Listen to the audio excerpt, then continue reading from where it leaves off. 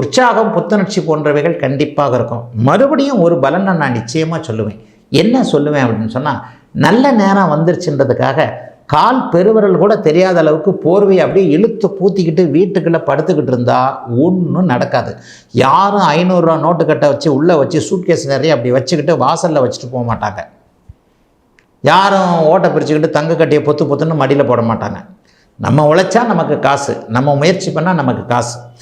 இத்தனை வருஷத்தில் இல்லாத அளவிற்கு, ஒரு 10-15 வருஷத்தில் இல்லாத அளவுக்கு 2026 நல்லாயிருக்கும். எப்படி நல்லாயிருக்கும்?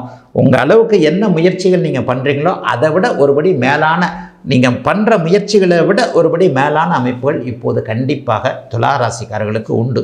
100 ரூபாய் அதுக்காக 100 ரூபாய் சம்பாதிக்கிறவர் கோடியில் சம்பாதிப்பார்லாம் சொல்ல முடியாது. 100 ரூபாய் சம்பாதிக்கிறவருக்கு 1000 ரூபா கிடைக்கும். 1000 ரூபா சம்பாதிக்கிறவருக்கு 10,000 ரூபா கிடைக்கும். 10,000 ரூபா சம்பாதிக்கிறவருக்கு லட்சம் கிடைக்கும். லட்சம் சம்பாதிக்கிறவருக்கு 10 லட்சம். இப்படி 10 லட்சம் சம்பாதிக்கிறவருக்கு கோடி கிடைக்கும்.